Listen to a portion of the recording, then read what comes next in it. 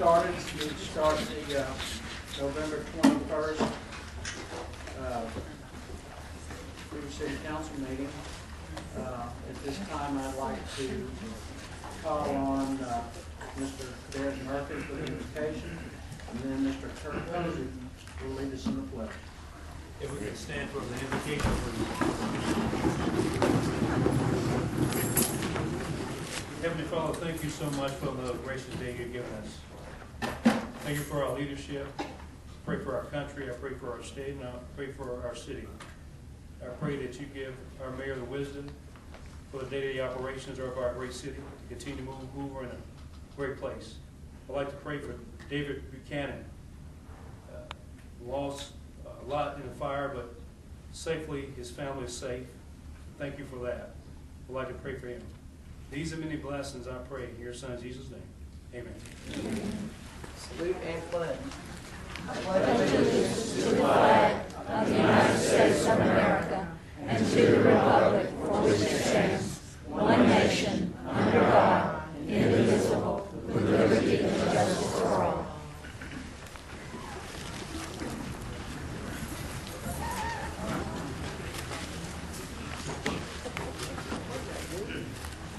Mr. President, if I could call the roll.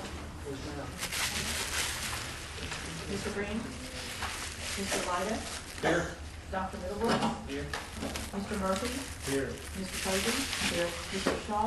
Here. Mr. Smith? Here.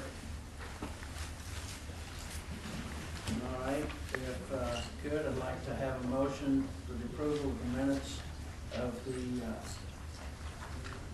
November 7th regular meeting and the November 17th work session. Mr. President, move for approval of the minutes without reading. Second. Have a motion and a second. All in favor say aye. Aye. Those opposed nay. The ayes have it. Now we have a report section.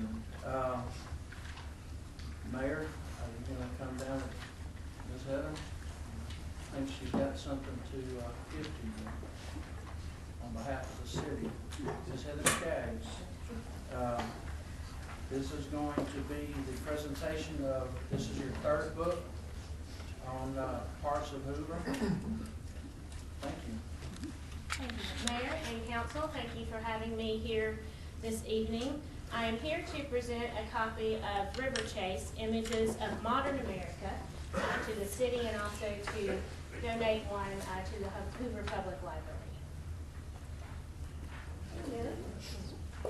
And this book, River Chase, this is my third, and it is in a new series from Arcadia, which is in the modern times. So we're looking at 1970s forward.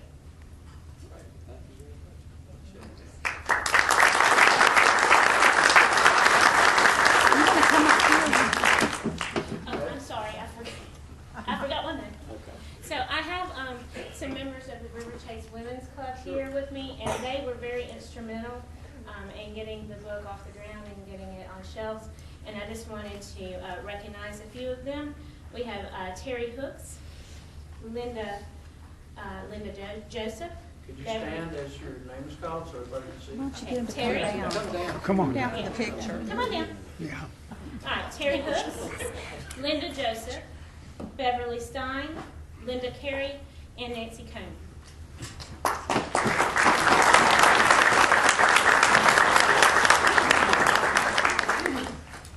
Heather, when's your next book signing? It's going to be on December 2nd at the Country Club. River Chase Country Club.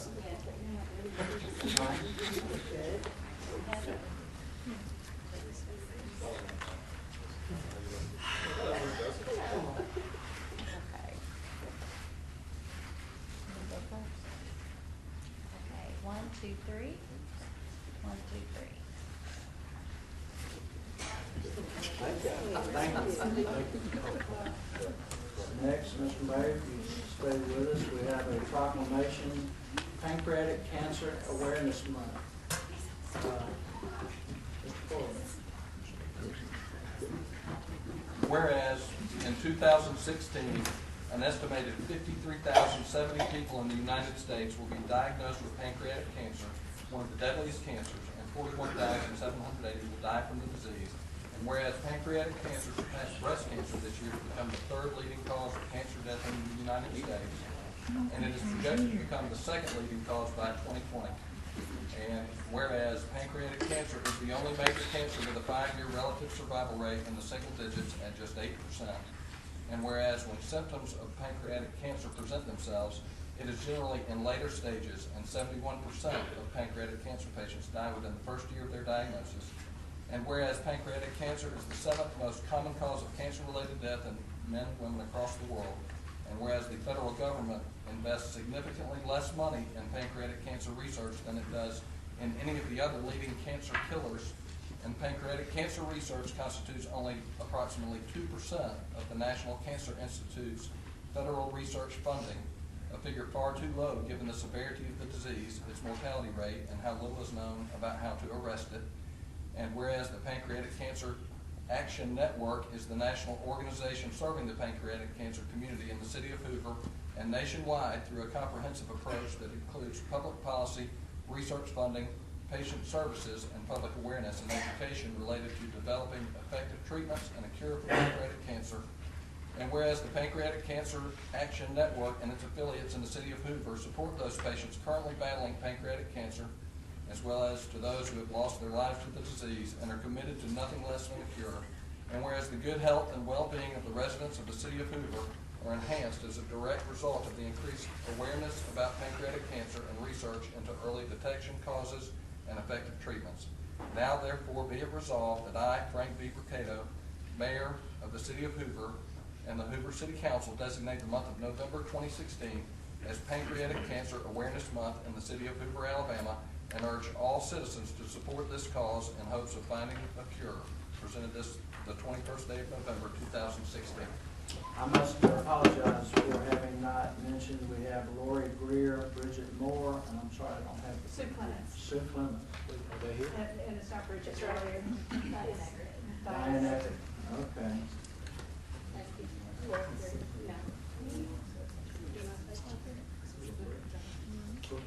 Picture real quick.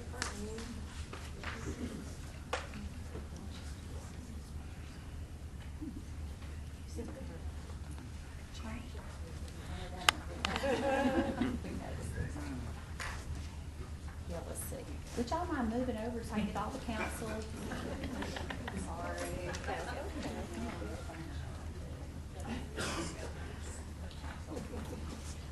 I can get you through. Y'all look good, okay. 1, 2, 3. 1, 2, 3. Thank you.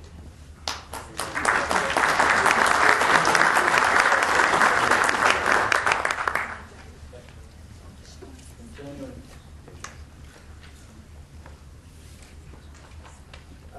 Next, we have National Hospice and Palliative Care Month.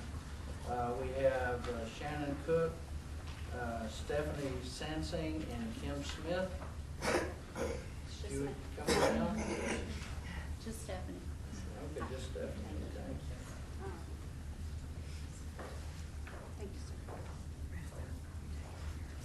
Whereas all people are encouraged to learn about options for care, options like hospice and palliative care, before they are confronted with a healthcare crisis, and to share such wishes through appropriate advanced care planning activities. And whereas hospice and palliative care empower people to live as fully as possible, surrounded and supported by family and loved ones, despite serious and life-limiting illness. And whereas hospice and palliative care bring patients and family caregivers the highest quality care delivered by an interdisciplinary team of skilled professionals that includes physicians, nurses, social workers, therapists, counselors, health aides, spiritual care providers, and others who make the wishes of each patient and family a priority. And whereas advanced care planning involves making decisions about the health care an individual would want to receive if he or she were facing a serious or life-limiting illness, or if they were unable to speak for themselves. And whereas through pain management and symptom control, caregiver training and assistance, and emotional support and spiritual support, allowing patients to live fully up until the final moments, surrounded by and supported by the faces of loved ones, friends, and committed caregivers, hospice and palliative care focus on quality of living. And whereas each year hospice saves Medicare more than $2 billion by providing solutions for physicians,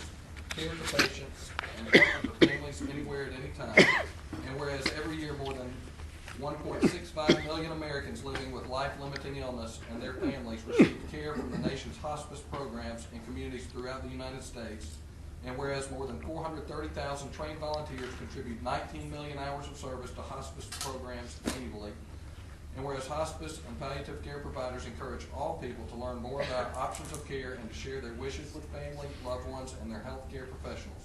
Now therefore, be it resolved by virtue of the authority vested in the Board of Directors of the National Hospice and Palliative Care Organization, I, Frank V. Burcato, Mayor of the City of Hoover, do hereby proclaim November 2016 as National Hospice and Palliative Care Month, and encourage citizens to increase their understanding and awareness of care at the end of life, and to observe this month with appropriate activities and programs. Presented this the 21st day of November 2016.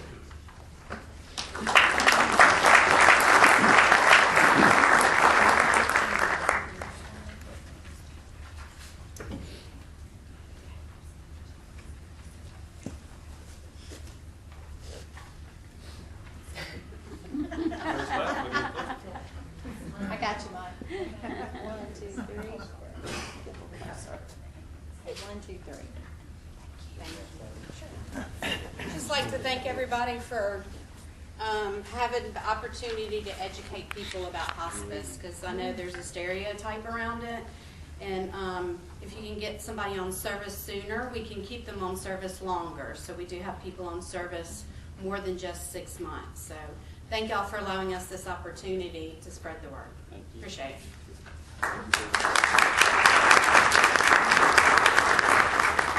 Thank you. And next we have, Mayor, proclamation for Indian Heritage Month. We have Ms. Anita Baker.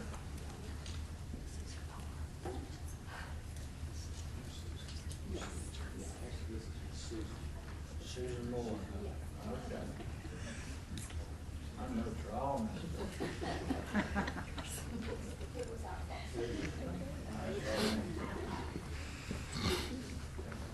Whereas the history and culture of our great nation have been significantly influenced by American Indians and indigenous peoples.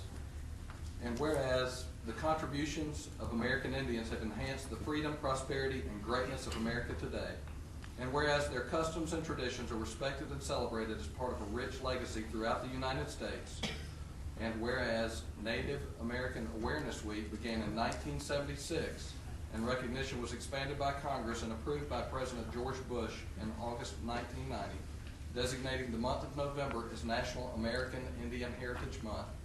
And whereas, in honor of National American Indian Heritage Month, community celebrations as well as numerous cultural, artistic, educational, and historical activities have been planned. Now therefore, I, Frank V. Burcato, by virtue of the authority vested in me as Mayor of the City of Hoover, do hereby proclaim November as the National American Indian Heritage Month in the City of Hoover, and urge all our citizens to observe this month with appropriate programs, ceremonies, and activities. In witness whereof I am hereunto set my hand and cause the seal of the City of Hoover to be affixed this the 21st day of November, the year of our Lord, 2016.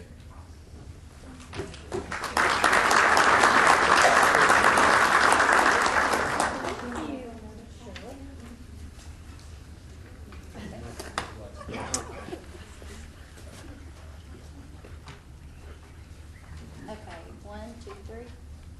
1, 2, 3.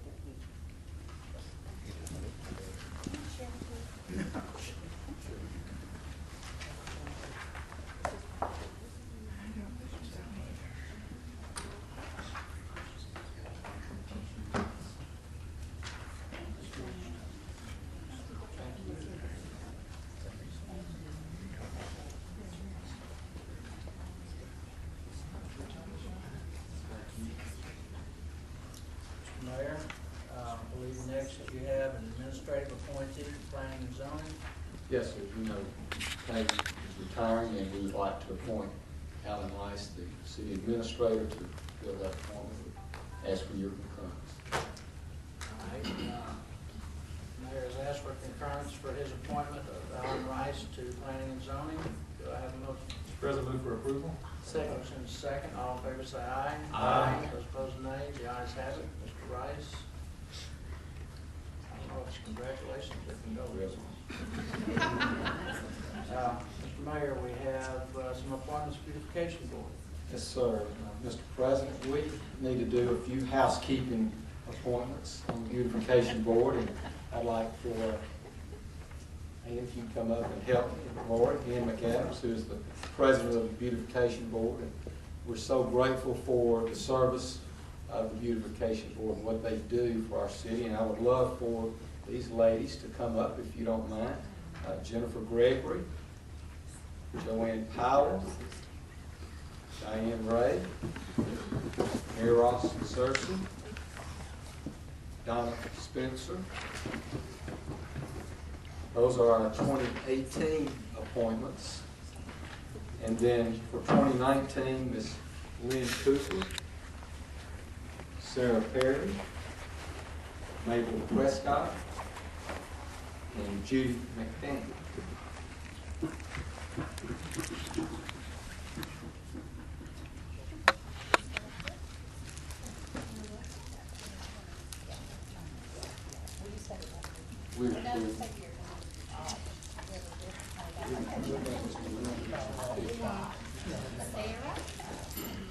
Mayor, I assume you'd like concurrence as well? Yes, let me just say a few things. They do so much for our city, and it's not just a meeting type of group. There's a lot of physical labor involved, and they'll actually start Monday decorating our city hall. So you will see a big change, and I know will be very satisfied with what you see. And I'm grateful to each of you ladies. Thank you so much.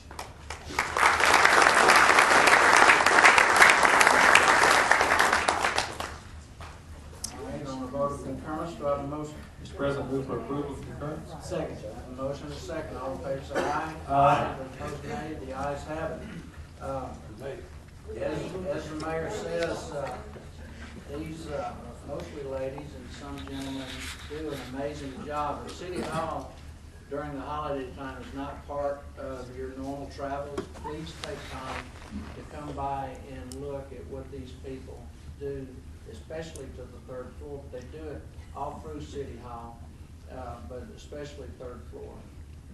Thank you all.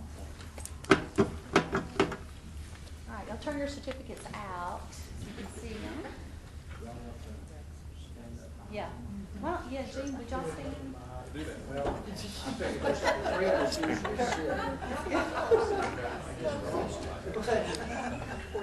Stand up, sir. Stand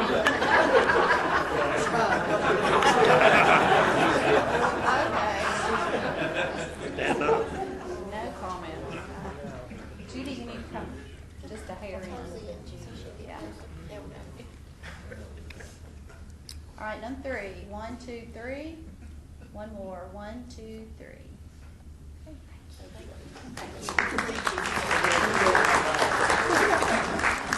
For those of you who didn't know, when Mr. Green first came to the council, Jack Wright sat next to him, and he would lower his chair before every meeting, thus making him look about 6 inches shorter. Mr. Posey, I don't know if Mr. Liger's done that to you tonight, but this is hard to do. He can stand up. All right, next, we need to make an announcement that we are rescheduling the December 1st work session to 4 o'clock instead of 5, because we're having the tree lighting ceremony right after that at 5 o'clock, and we hope that all of you can attend. Great entertainment. Santa's going to be here, and I think Ms. Salter's going to dress up as an elf, I'm not sure. All right, item number 6, resolution 5497-16.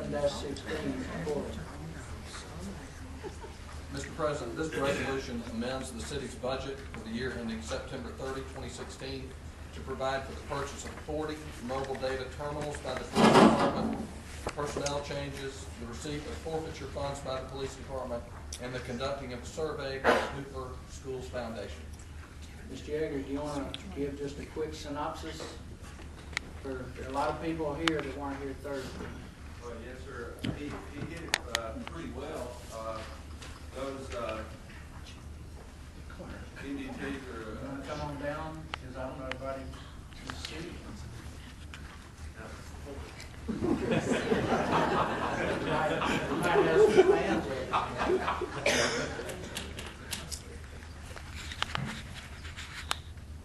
Yes, sir, Mr. Smith. The police department, trying to keep their MDT rotation, going, we need to go ahead and buy 40 MDTs at a cost of about $135,000. We're receiving $115,000 worth of drug funds, and then we're asking that you allow the police to budget, be spending $15,000 of that 115 for a survey to be conducted through the Hoover Schools Foundation. And then we have some personnel changes, some mainly title changes except for one.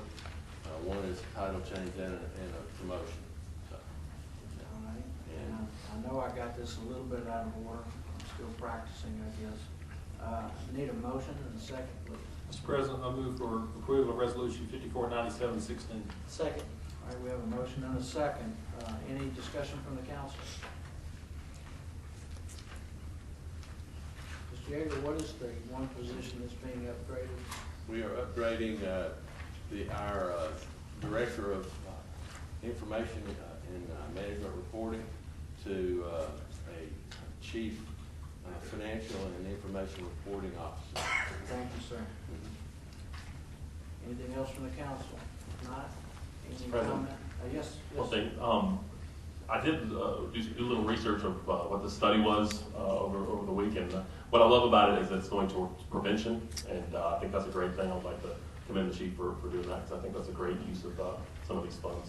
And I also know that your wife is chair of the Hoover Parent Teacher Council, so she probably assisted you in coming up with those words. Yes, she has a lot of good information when it comes to this. Anyone else?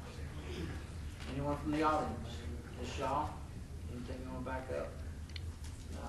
Okay. All in favor say aye. Aye. Those opposed, nay. The ayes have it. Moving to Resolution 5498-16, Mr. Corey. This resolution declares the weeds and/or grass located on the properties at 3256 Mockingbird Lane and 2301 Mountain Oaks Lane in Hoover as a public nuisance and orders the abatement thereof by the city. I think we may have missed the one just above it having to do with declaring vehicles and other vehicles. That was number 8. You're correct. That's right, you're new. Let's try number 7. Did I change that? So am I. Okay. This resolution, 5498-16, declares as surplus the city-owned vehicles and other miscellaneous items on the resolution, listed on the resolution, and states that these items will be sold at public auction. Mr. Powell, if you could take about 65 seconds and fill in those that weren't here Thursday night.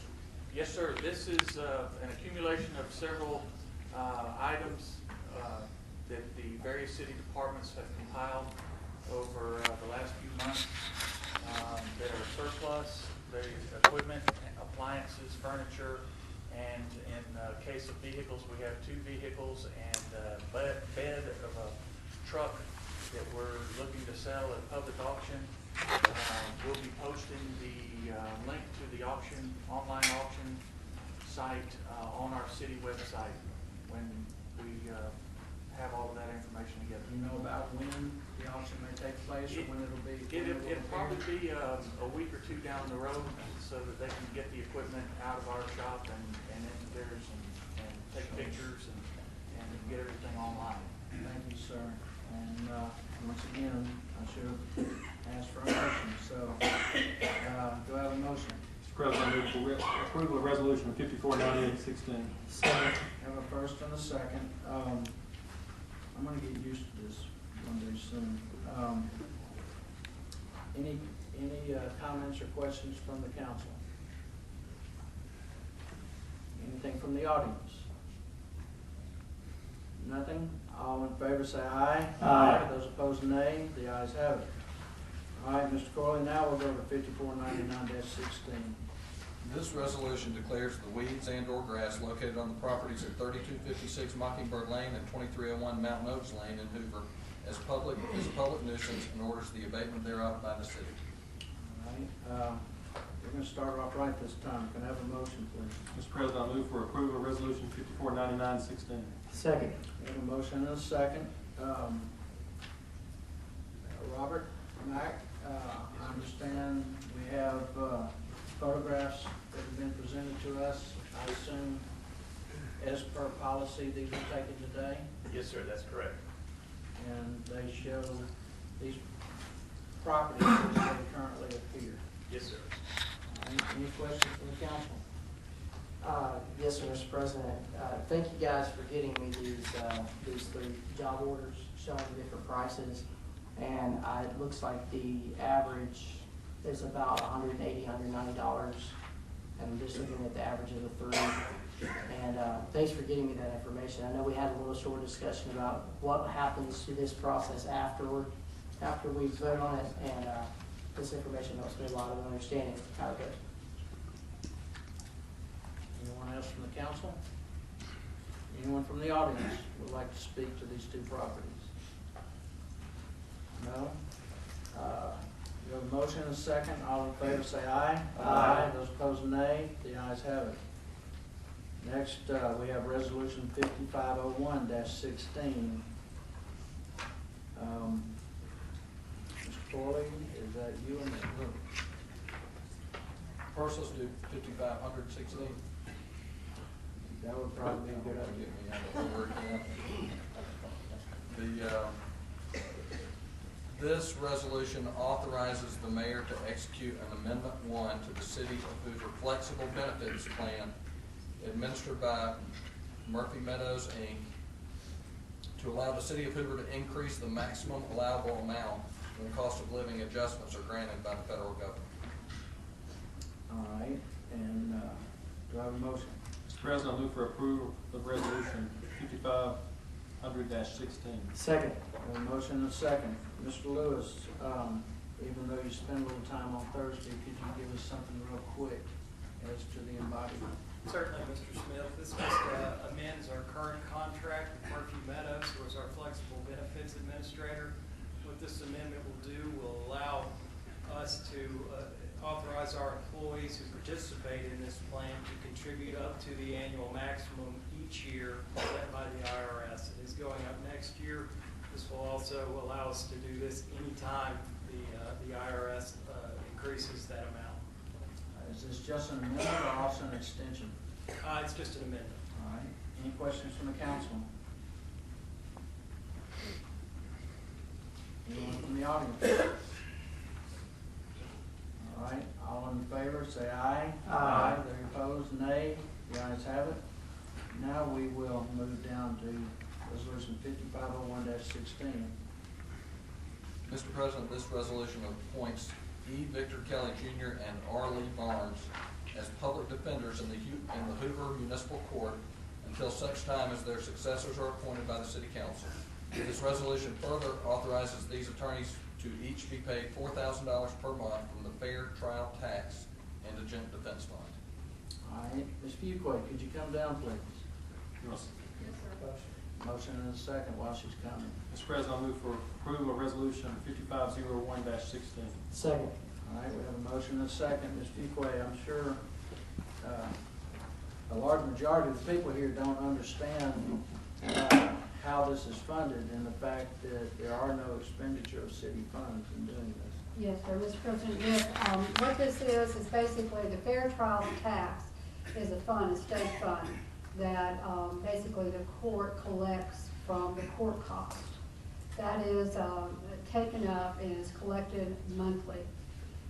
That comes out of my state checks that are paid out to the state. So basically what we collect out of that is this fair trial tax is specifically for indigent people that cannot afford to hire an attorney, based on with the judge that basically will approve counsel for them. So we deduct that amount out of the fair trial tax, and that's when we pay that amount. We basically have a salary for them. We average out anywhere from maybe it could be 100 to 200 cases a month sometimes. But these are ones that have to be, that go through a hardship form.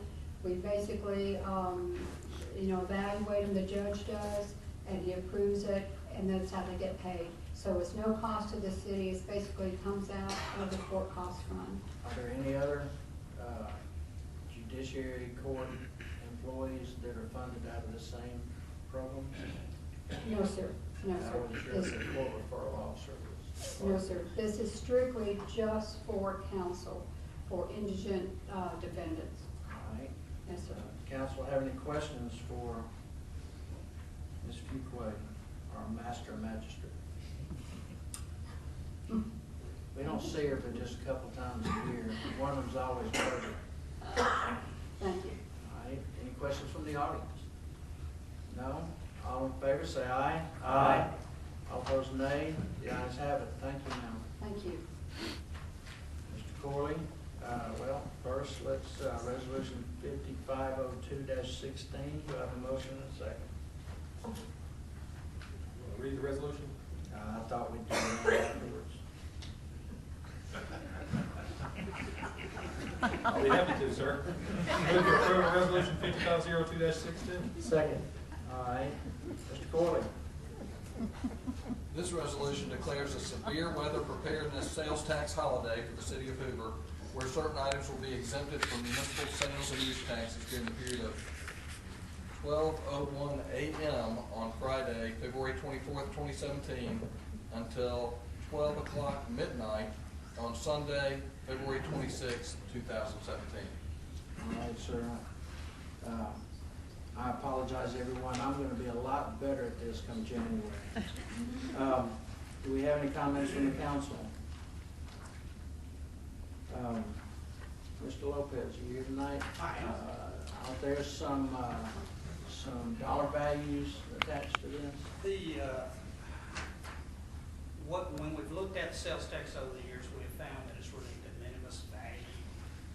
Most of the items are limited to $60 per item. The only one item that's large is a purchase of a single generator up to $1,000. However, we found since the shoppers are out, they pick up a lot more than what they buy tax-free. So it's a very good thing. It brings in a lot of shoppers into Hoover, also increases our revenue. That's what we think. Any questions from the council? How was, Mr. President, how was this publicized? This publicized, the state publicizes, the state participates in it. And what we do for the local, we put it on our website and put a link with to the state, which actually defines every item that is tax-free. And I believe we're going to have some of our local publications will probably give a little note, as well as maybe some of the internet talk forums. Absolutely. We have the newspaper, the television stations now covering here, yes. Thank you.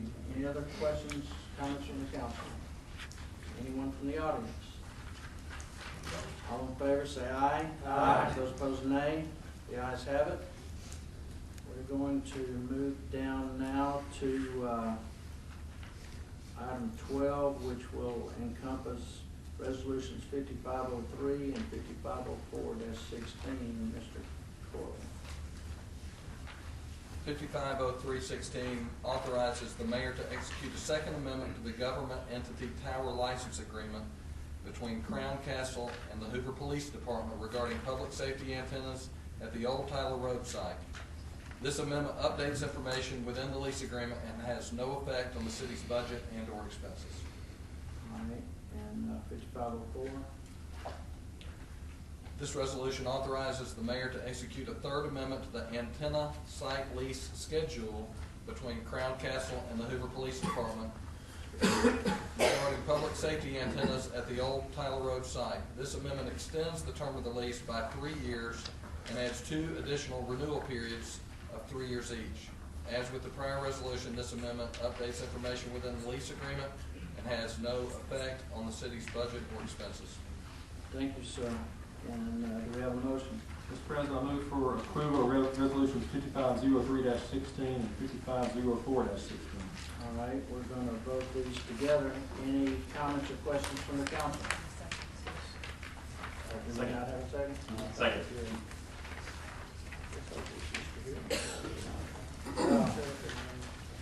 All right, we have a motion and a second. Any comments or questions from the council?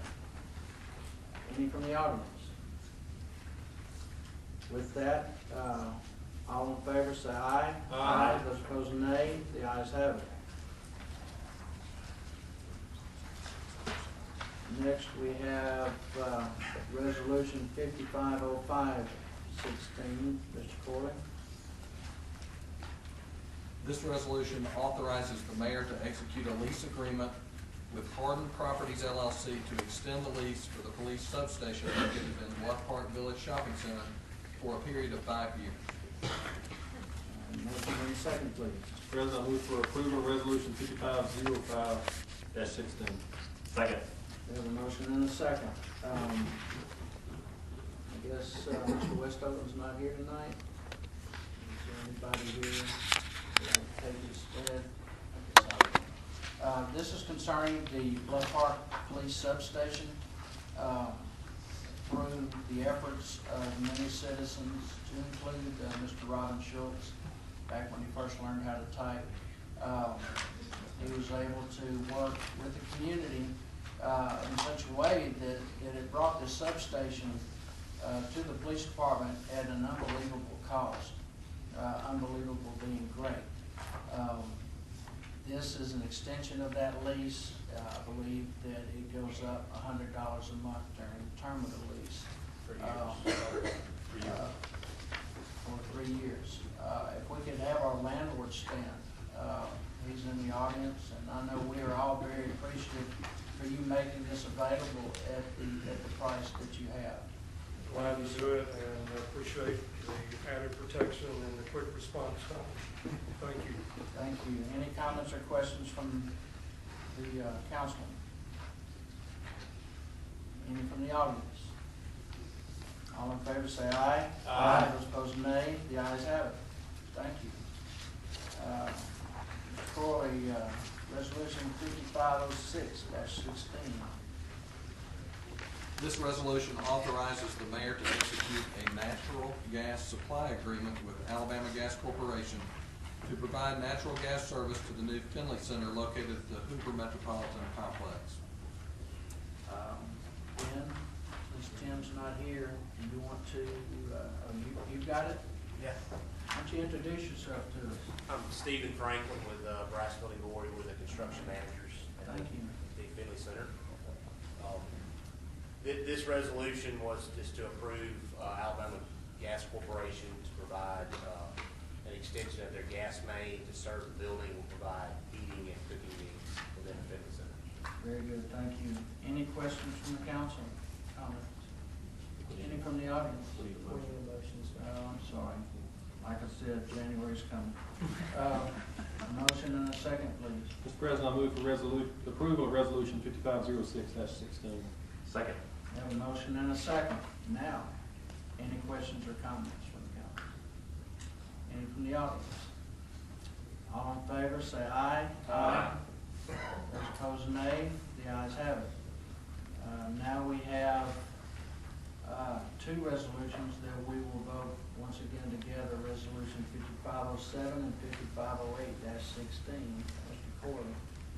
Mr. President, this resolution authorizes the mayor to execute the necessary documents to grant a pole line easement to Alabama Power Company related to the RV lot expansion project at the Hoover Metropolitan Complex. And resolution 5508-16 authorizes the mayor to execute 6 sewer right-of-way deeds to Jefferson County related to the RV lot expansion project at the Hoover Metropolitan Complex. Thank you, sir. I need a motion and a second, please. Mr. President, I move for approval of resolutions 5507-16 and 5508-16. Second. We have a motion and a second. Any comments or questions from the council? Any from the audience? All in favor say aye. Aye. Those opposed, nay. The ayes have it. Item 16 is the second reading of ordinance 2316. Mr. President, this ordinance would modify the municipal code of the city of Hoover, Alabama to delete Chapter 2, Article 2, Division 2, Sections 2-34 and 2-46 in their entirety, and to replace them with Sections 2-34 and 2-46 as set forth in the proposed ordinance. Section 2-34 concerns the order of business and agendas of the council related to city council meetings. Section 2-46 states that the latest version of Robert's Rules of Order will apply in city council meetings for any rule or procedure not otherwise specified. Mr. Lido. Mr. President, I'll ask this item be continued to the first meeting in January, which is currently scheduled for January 2nd. Do I have a second? Second. All in favor say aye. Aye. Those opposed nay. The ayes have it. Mr. Lido, I personally want to thank you for that opportunity. Sir. Item 17, we have a second reading of ordinance 16-2313. Mr. Porter. Mr. President, this ordinance rezones two parcels of approximately 8.96 acres and located at 821 Alford Avenue and 2120 Tyler Road from A1 Agriculture District to PRD Planned Residential Development District. All right, we have a motion and a second. Mr. President, I move for adoption of ordinance number 16-2313. Second. All right, obviously, according to our order of proceedings, we need to have a motion and a second before we can get to comments either from the council or from the audience. So we're not trying to get ahead of things. Any questions from the council? Mr. House and Mr. Long, so we're free to. I talked to a lot of people today, and there were two things that came up outstanding, mostly from some of the comments and emails and phone calls and with this project. And the two are, one has to do with traffic, and it has to do with the location of the two outlets from the subdivision as opposed to these two roads and the impact that it will have on those two roads. Considering the traffic that have already been in. The second has to do with the density of this project. Would you guys speak to that for the people that are here and just kind of explain how that came about?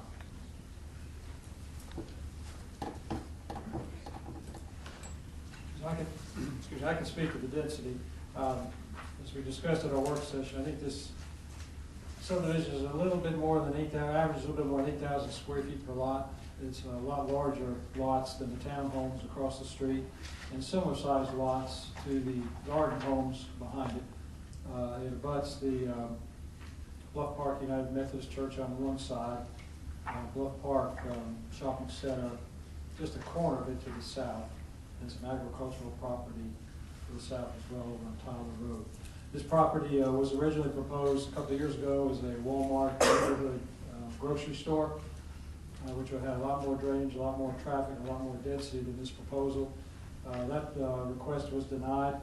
The owners now come back with a lower density residential proposed use, which was responsive to the will of the city at that time. And I'll let Rob talk about the traffic.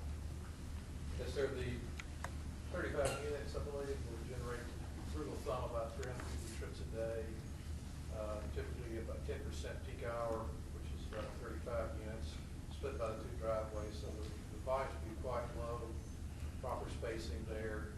Ms. Long, 1 second. Are we having a sound issue? We can't hear it back here.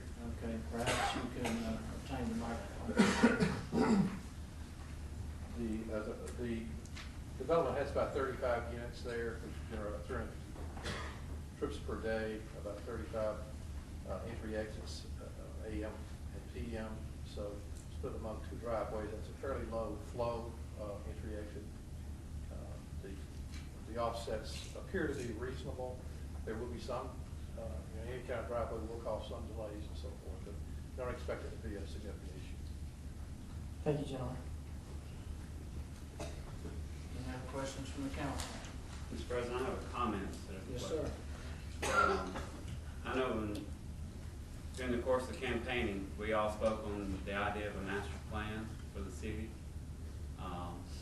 I believe Mayor Brocato mentioned a number of times of possibly bringing on a urban or land planner. He mentioned retrofitting suburbia in some of his speeches. With this land being situated in one of our more historic neighborhoods, I do feel like maybe we need to wait until that occurs, the master plan happens, a city planner comes on, to make sure that the city is getting the best use out of this land.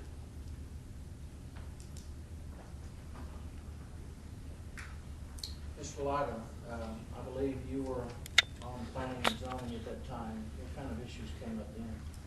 We had a good dialogue, Mr. Smith, and two individuals spoke at our Planning and Zoning Commission meeting. One was opposed to it from a density perspective, and the other was, I wouldn't say necessarily opposed, but had some concerns. He was the homeowners association president of the town homes across the street.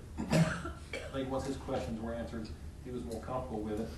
And after our dialogue and debate, this passed planning and zoning unanimously. All right. Any other comments or questions from the council? Any from the audience? Mr. Fulton?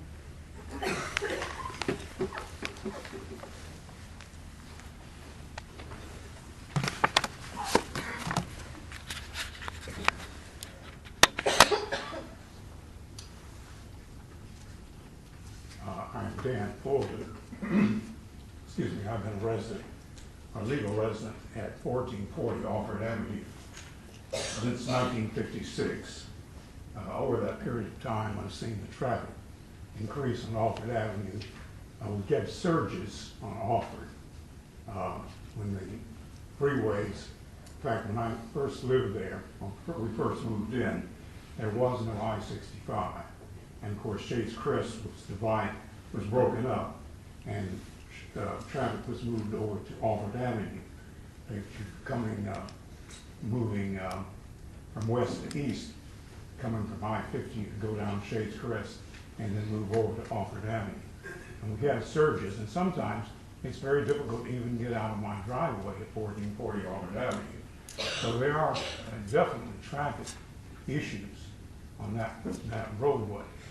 And there may actually need to be another updated traffic study of the Alfred Avenue and the streets to make sure we know exactly what's going to happen with the new development.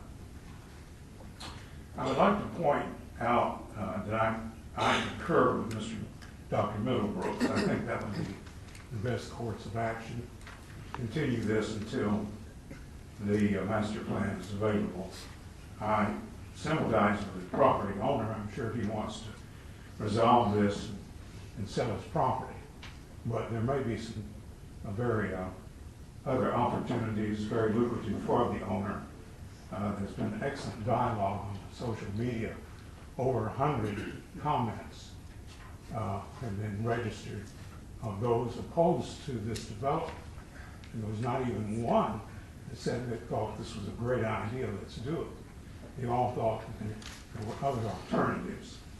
Let me point out to the comprehensive plan of 2003.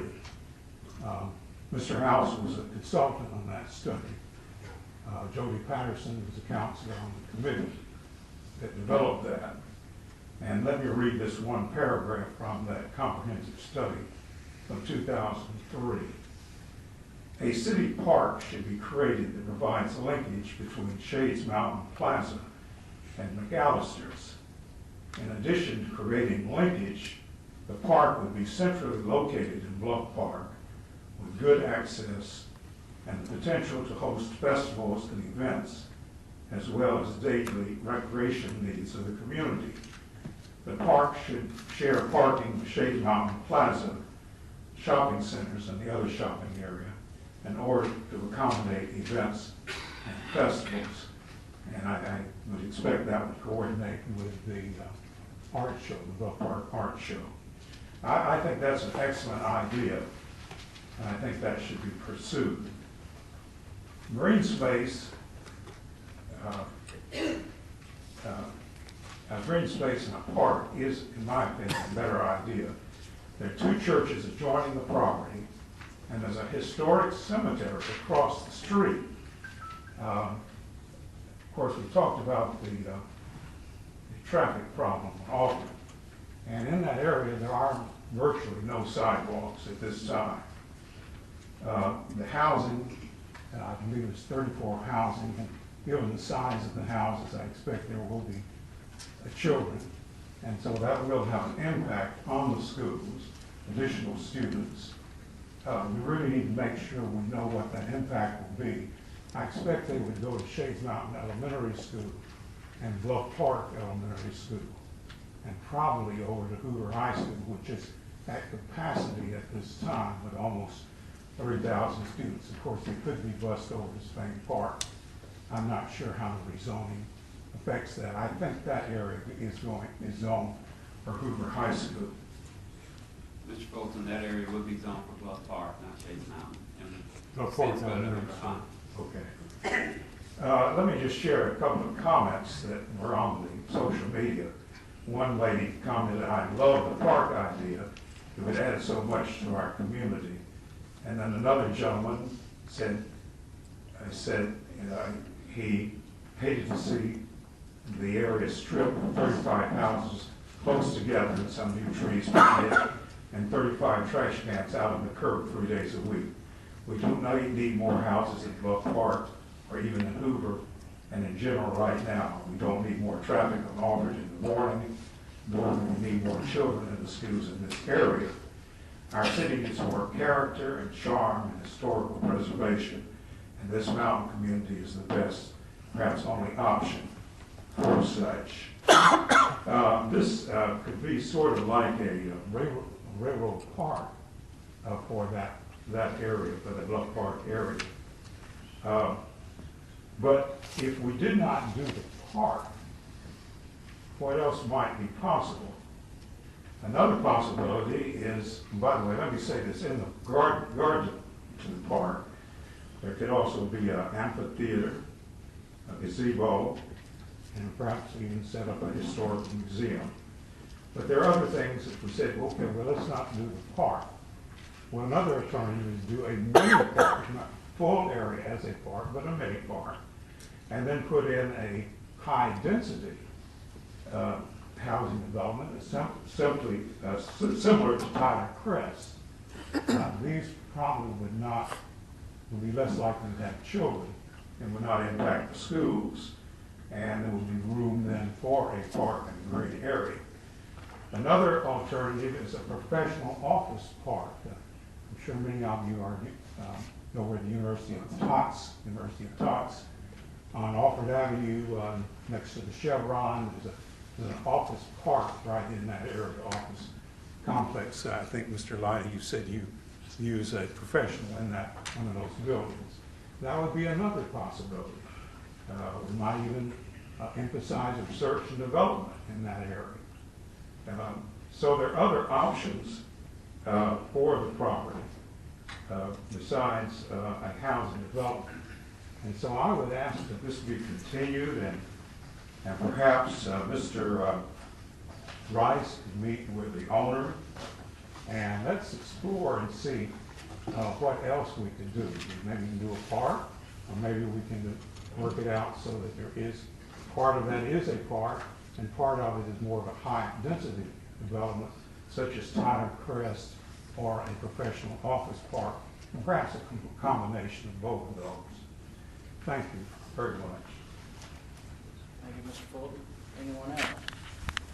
Member? Sir, if you could work your way over, that way you'll already be in place to help move things along. Just maybe stand against the wall. Anybody else who wants to talk, maybe just get in line behind him. That'll help move things. Mayor Borcato, President Smith, I'm Don Bennett, a longtime resident of Bluff Park since '94. My dad, Jim Bennett, recently passed away, was Secretary of State 4 terms. I totally understand the situation you're in. I totally respect your office. I hate to come before you and complain or say something different. I appreciate the comments you have, but my dad always liked it when a constituent would not only complain, but propose different ideas. So thank you for that. And my better half, Lynn Colwell back here, presented an idea about creating or restructuring the Bluff Park Hotel on this piece of property. The original hotel was on 6 acres on the Shades Crest.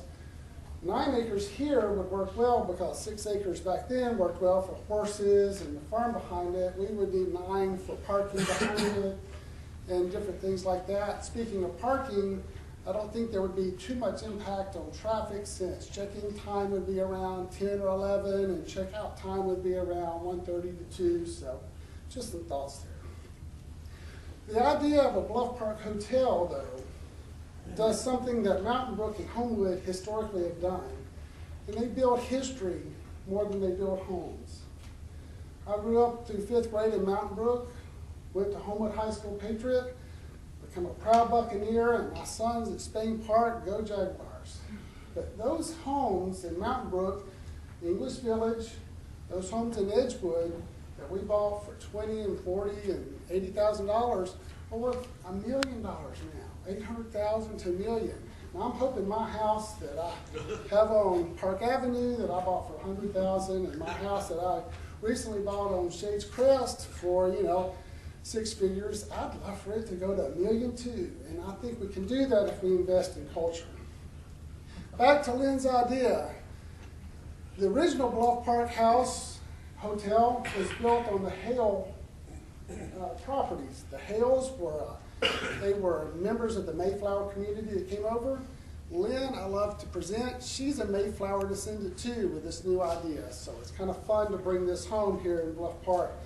But just imagine that 9 acres of properties, you're driving down Offord and you see the trees still there, a big meadow out front, and a gleaming restored Bluff Park Hotel rather than another house farm. Not that I'm opposed to the house farm, I'd love to get on that investment because that sounds like some good dollars. But instead of fronting profits, let's invest in ongoing profits for the community. I think that's what Homewood and Mountain Brook has done really well. Imagine a Bluff Park Hotel doing many of the things that Mr. Fulton said, but could provide a wedding venue that would be highly sought after. My daughter is getting married at Aldridge Gardens. Oh my gosh, that hit me. But you have to book a year in advance to get there. This hotel could be that and constantly in use because of Bluff Park Methodist, Shades Crest Baptist, Bluff Park Baptist, the Catholic Church there, the Episcopal Church. It could really be great. And these millennials, when they have weddings these days, they like to have everybody stay the night before.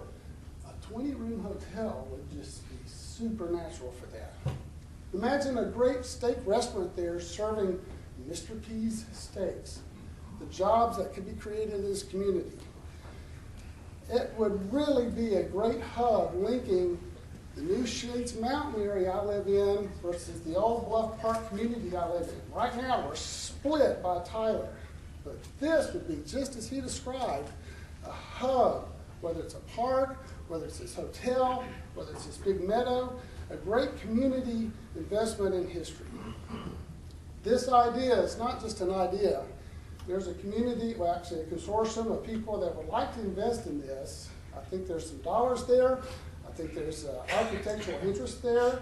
I think there's some developers that would come running for this. If you guys would like to reconsider, we would love to work with you on that too. I'm just saying that I think this could really be a great idea for this, and there's a grassroots idea from the community that would like to ask you to consider it and you to consider it. I would hate for us to always be saying, why does this just happen in Homewood? Why does this happen in Mount Brook? Why not here? I would ask that you table the ideas Mr. Fulton has to consider this idea and other ideas as they develop. I wish we had thought about this 6 months ago when the owner told us, you're a day late and $1 short. I apologize for coming before you with yet another new idea, but Facebook has just exploded with it. We just posted it yesterday. Hundreds of likes, 23 shares. I think it's an idea that's come. Why not here? Thank you for your time. Mr. Bennett, you said that you did speak to the landowner previously. Have you spoken to him in the last 24 hours? I have not. I spoke to him indirectly through a friend of mine who's interested in investing who knows him well. Thank you, sir. Any other questions? Those of you that don't know Don Bennett, he has yet to be able to pick up a musical instrument that he cannot master. He is very good at that. Any other? Yes, sir. Name and address, please. My name is Sid Lassiter. I'm president of the Tyler Crest Homeowners Association, as well as being the leader in the neighborhood watch there. And I'm a man of few words. I'll just put it to you like I feel like it is that 2 or 3 years ago, maybe even less time than that, these people came through wanting to develop that property over there for a neighborhood grocery store for Walmart, plus a kiosk for that particular area there. And we're a community of 32 units there in Tyler Crest, mostly, for the most part, retired and widowed people and widowers. And everybody just cringed at the idea that there would be something like that over there.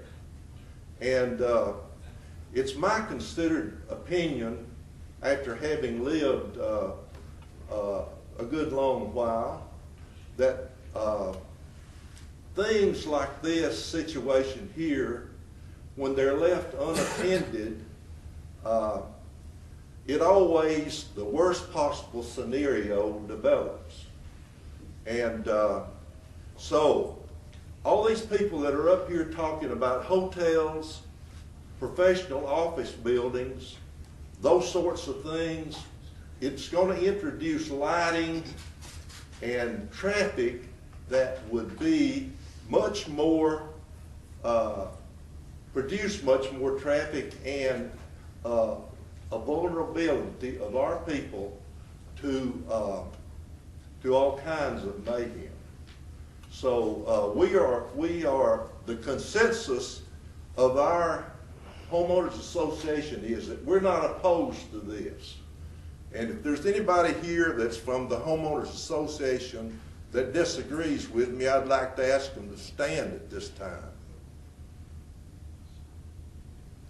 Thank you. So you could also ask those that are members of your association to stand so we can see what kind of group you guys are. Do you have others of your members? All right. Thank you for coming. Anyone else from the audience? Yes, ma'am. Yes, sir. Mayor, council, sorry. My name is Jen Michelini. I live at 2317 Wood Creek Drive, not very far, about 2 miles from the proposed development. My shop is diagonal across the street from this proposed development.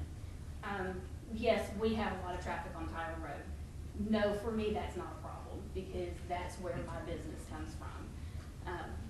The proposed development, Spencer Preserve, will house 35 families. The dollar point that they're looking at for these homes is such that these are going to be affluent families who probably won't have small children who are going to be going into the school system. They may have teenagers. These aren't starter homes. These are nice, larger homes. Also, that being the point, that these people are not going to be 8 to 5 employees. They're not going to be hitting that road at 7:30 and then again at 5:30. We'll have going in early, staying at work late, or even working from home. A lot of the people that I know who live in homes like these one of them doesn't work.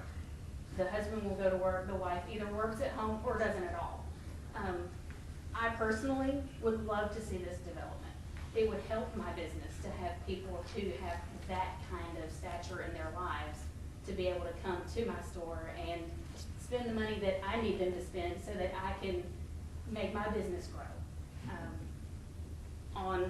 On a business level, yes, I am completely for it. On a personal level, I am also. I love to see our community grow. With those kind of people coming into that area, we're going to have more participation in community events than what we do now. Just because they're going to have more time to be able to do that. As far as the traffic, I don't see that it would be a huge issue adding those 70 cars a day. If you've got 2 people in 35 houses going to work. That's just my personal take on it. And since you took the trouble to come visit with us tonight, what's the name of your store and what type of operation do you have? It is Past and Presents, 2145 Tyler Road, and we are an antique gift store. All right, thank you. Thank you. Anyone else? Anyone from the audience? Okay. Sorry, I wasn't already down there. No problem. Talk myself into doing it. That's all right. Wasn't sure if I was. Nice bow tie. Thank you, I appreciate it. I like yours as well. Pleasure with yours. Thank y'all for letting me come up here and speak.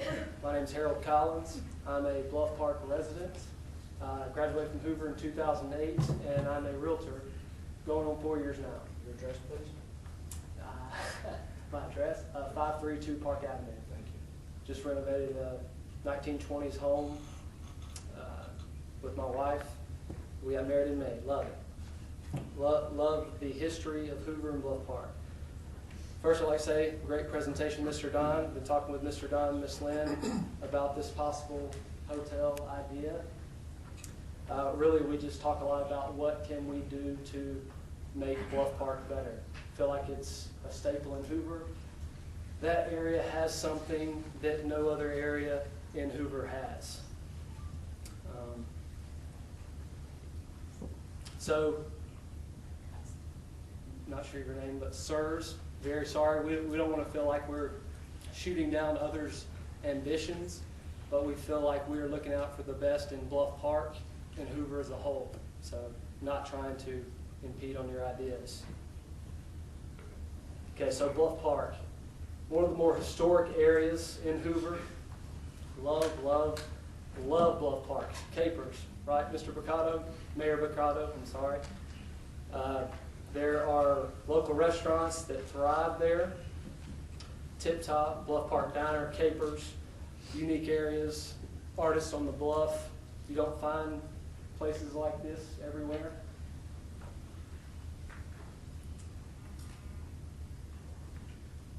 Okay, so I told you I'm a realtor.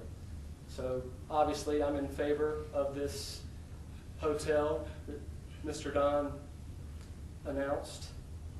Why would I be in favor of that when there's 35 homes? I know multiple people who would love to move into a one-level home in Bluff Park. And some people don't like renovating like I do, or some folks do. So here's your new house, great location, good price. I can sell them all day. But that's making money on the front end. What I want is for Bluff Park to be a community that people want to come to from other states. I got a call from a lady in Virginia saying, "What is this Bluff Park? What's Bluff Park?" You know, so we're already out there, and I think that if we look at how to bring the community together, like they mentioned, we're a little bit divided right now between Shades Mountain Plaza and the Capers Tip Top, On a Shoestring, all of those businesses. I think that if we were to bring together a business or a park or a venue that can bring us together, that it's going to be more beneficial for us in the long run, because you can't recreate Bluff Park. We're not going to have another one. There's not going to be any more 1920s homes built anymore. And I think that's about it. Let me see if I got one more thing. I appreciate y'all being patient with me. Public speaking is not my best attribute. But last thing. I feel like I'm being a little negative here. Don't like to be negative. Would rather just mention positive things. But Hoover, we have a lot of new homes. As I said, Bluff Park is a unique area. We don't have many 20s, 30s, 40s, 50s homes in Hoover. I don't think that we need more new high-density, medium-density homes. Those neighborhoods, planned developments, tend to take the hit when our housing market does. Established areas tend to fluctuate less during those times. I've only been in the business 4 years. Learned this because I'm a second-generation realtor. My mother, Judy Hall Collins, best lady in the world. She's taught me all I know. And that's why I'm going to raise my family in Bluff Park. That's why I live in Bluff Park now. That's why I'm an advocate for Bluff Park. That's all. Thank you. Sir, if I could ask you a question real Yes, quick, just playing devil's advocate for just a moment. Let's say you own that property. Yes, sir. Do you feel that the city should reduce your options as to how you might would want to cultivate that property? That is one thing I did forget to mention, that I sympathize with the homeowners, because I understand, they just want to sell their property. But I guess as a realtor, you're also aware of property owners' rights. Yes, sir. I guess. So, we can't force someone, but I guess what we are just asking is to look at the options. We still want to get them. I think it's a very, very valuable piece of property. I think we can get them the amount they're looking for now or more. So I'm just asking them, as long-term owners of that property, and from some of the research I've done, pioneers of Bluff Park, maybe they would consider looking into what may help Bluff Park flourish to its highest capabilities. You've done very well in public speaking. If you have any more nervousness, sit next to Mr. Fulton for a couple of meetings. He can run the rest of it right out of you, but you do very well. Thank you very much. Can I ask you a question? Yes, sir. Okay. Do you guys have investors together? Yes, sir. We've spoken to some. Mr. Don has more than I have been able to speak to. I have a couple of investors who could handle it on their own. Because I think that if we do get in a situation where this is tabled, if you came at this with a developed plan with the gentleman, then it's a consideration. Absolutely. I'm just concerned, and I live in Bluff Park, have my whole life, is that we're going against a plan that is already in place and a cognitive plan. I'm not saying that that's going to sway my vote in any way, but I would have really liked to have seen the gentleman contacted, presented his plan, and understanding that this is an alternative that has investors behind it and is a viable option. Yes, sir. Totally understand. As Mr. Don mentioned, do apologize that this is such late notice. We did not. I recently met Mr. Don. It's been a blessing for me. He and Lynn are great influences on me. I'm helping them sell a home. And because meeting him, we went to see this property. I can't tell you how many people I called about this property 8 months ago. Couldn't find the right person. Everything's timing. But I'm sure Mr. Don and I would be more than happy, and Ms. Lynn, more than happy to put our heads together and work very, very hard to meet any sort of timetable that you guys would be interested in hearing our plans and possible investors, which, as Mr. Don mentioned, we would love you guys. We think it's going to be a great investment. We'd love to be open to talking with you as well. I think that I answered everything you asked. You did, yes, sir. Thank you. Yes, sir. Appreciate it. Anyone else from the audience wishing to speak? Any questions? No, so you're finished? Very well. Heather, while you're coming down, I believe Mr. Murphy would like to make a comment. Firstly, I want to say thank you to the engineering firm and the owner for all the hard work you put into this. We don't have a plan. A lot of times we inquire with an idea and it was shot down, and now you come with another idea. You almost begin to be that dog chasing your tail. But that's generally what happens when you don't have a long-term plan. So I look on both sides, and I kind of understand that.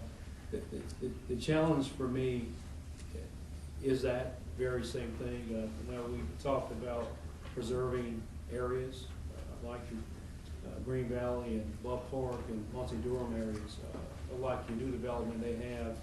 Falls Bridge, they have a 10-year plus plan already developed for those areas, so people kind of know what's going on. But your historical areas tend to fall by the wayside when you talk about planning. So that's going to be my major challenge would make an informed decision without having a master plan for our city. So we won't be that community or communities that are wagging our tail, because there's a lot of money and effort and energy put behind coming back and forth. One comment I do want to make, and I'll shut up. I don't know how the vote will go, but Mr. President, in the event that it's voted okay, then that's one thing. To vote it down, the landowners will have to come back, wait 6 months, and Mr. Lyda, maybe you can answer it. They have to come back 6 months to the plan and zoning start is over again, process is over again. I think Mr. House may be able to answer I that. apologize. I believe that's what you. Okay, that's the process.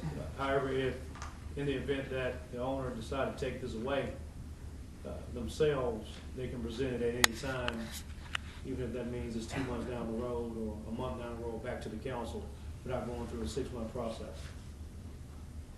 If they would ask for a continuance, that would be the case, yes. That would be the case, okay. I want to put that out there. Thank you, Mr. President. All right. Ms. Skaggs. Thank you. Having me back. If you'll just bear with me for a second, I'm kind of at the end of energy tonight, so I may be talking a little slower than I normally do. But I would probably venture to guess that out of everybody in this room, I know more about the history of the Bluff Park Hotel and the Bluff Park area probably than anybody. I wrote the book on it. I spent years researching it, working with Robin Schultz on the Bluff Park website. All of our history is there. This is not an either or for me. They have, Lynn has a fantastic idea. We can develop that over time. It doesn't have to be this property. It might fit better somewhere else. But, sorry, I'm comfortable with the plan that's on the table. And probably that would be surprising for a lot of people since my background is history. But I have looked at this property and I've watched it for over 20 years. And I don't like some of the things that have come across the table. I'm glad at least one really big bad one withdrew itself and we didn't have it. But I'm very comfortable with this. I'm comfortable with what I've seen from Parrish. I've visited other developments that they've done. I have some friends that live out in Galena in one of their subdivisions that they built, and the houses are very nice.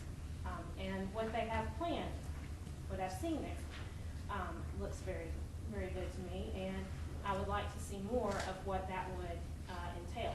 Are there concerns for me? Yes. Traffic, that's a concern.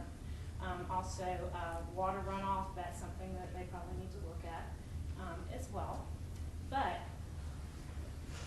I don't want to see something go in there that would be worse than this.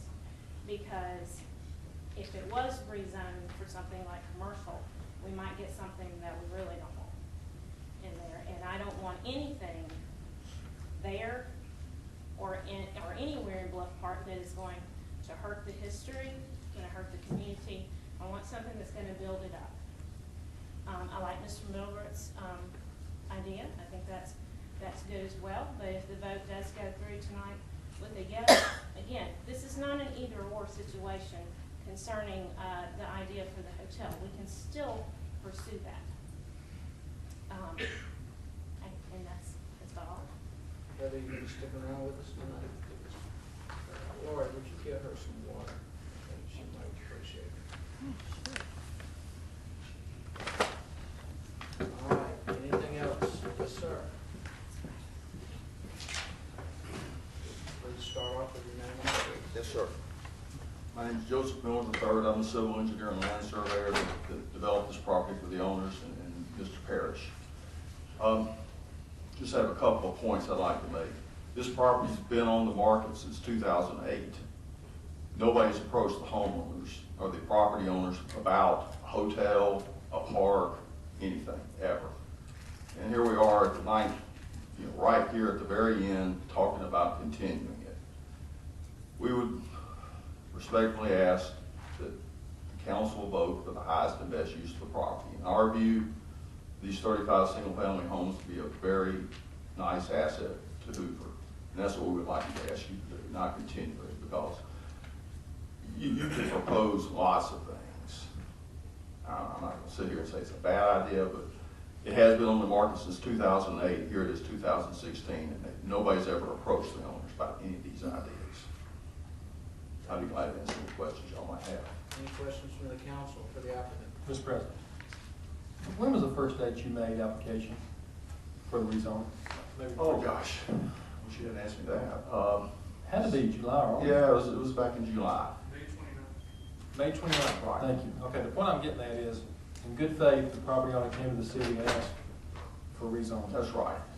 At the request of Dr. Middlebrooks, Mr. Wright, then President Wright, continued this from being voted on when it should have been voted on, in my opinion, Right. in October. Well, yes, just to get some input and get some feedback and more ideas. Sure. And now here we are, even later, still trying to figure out whether or not this should be voted on. In my opinion, as you stated, you deserve an answer. I would like to. You deserve an answer. I think it's fair to the homeowners, the property owners, to y'all vote. If you vote it down, that's the way it goes. Thank y'all. Mr. President, Mr. Miller, what is the approximate ad valorem dollar value for the city for the 35 homes you're putting on the property? Zach, what do you, can I, because I'm not sure exactly what the price point of these houses is.